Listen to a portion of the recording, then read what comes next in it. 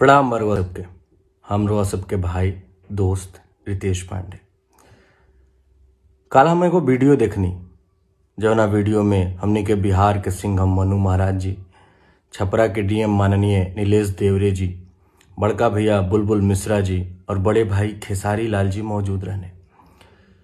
खेसारी लाल जी वो वीडियो में कहले कि लंदन में शूटिंग के दौरान जब दोबारा लॉकडाउन लागे लागल तो प्रोड्यूसर सबका के छोड़ के भाग गई और वहाँ के आपन पैसा 1,62,00,000 रुपया लगा के सबका के इंडिया वापस लेके आई। इत्तेफाक से लंदन में हमू रही। जब हम ये वीडियो देखनी तो हम कहनी कि तो गलत बात बा।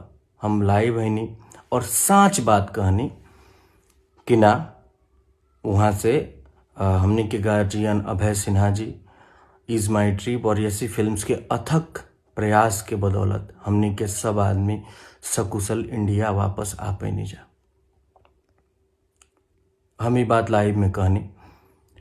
फिर हम एगो वीडियो देखनी जना में खेसारी लाल जी कहनी कि उनका से गलती से वहाँ से कहा गई बा ये बात और वो बात खातिर वहाँ के माफ़ी भी मंगनी। तो हम सोचनी कि हो गई बात ख़त्म, भाई गलत फहमी रहे वो दूर हो गई, बात ख़त्म हो गई। लेकिन ना, ये हमार भूल रहे। हमार साच बोलल कुछ लोग के इतना बुरा लागल, जौना में प्रमुख अखिलेश कश्यप जी बानी, कि हमार नंबर फेसबुक पर सार्वजनिक कर दियल गई और साफ तौर पर कहल गई कि एकरा के गाली दा लोग। यूट्यूब पर न्यूज़ बनावल गई, कुछ न्यूज़ चैनल बाटे जौना में न्यूज़ बनावल गई, हमार नंबर दिहल गई और कहल गई कि इनका के गाली दा जा।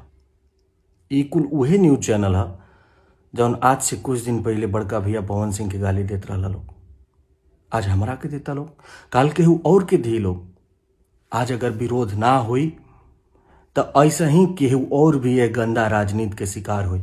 ऐसे ही केहू कोनो गरीब या मध्यम वर्ग के लड़का अपना दम पर आगे बढ़े के कोशिश करी तो ओकरा के गाली और मानसिक रूप से प्रताड़ित करके पीछे धकेले के कोशिश कल जाई। ये सब काहे होता?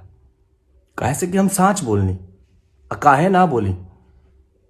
बाबा साहब भीमराव अंबेडकर जी के द्वारा रचित संविधान में भारत के हरेक नागरिक के समान मौलिक अधिकार दिहल गई बा, अभिव्यक्ति के आजादी दिहल गई बा।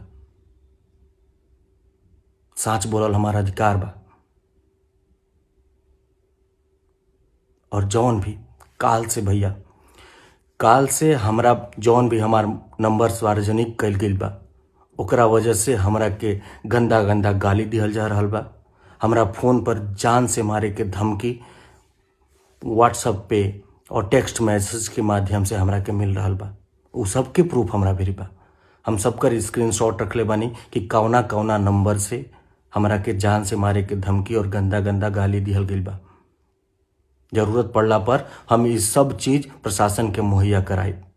हम प्रशासन से अनुरोध करतानी कि मामला के संज्ञान में लेके कार्यवाही करी। जय हिंद, जय भोजपुरी।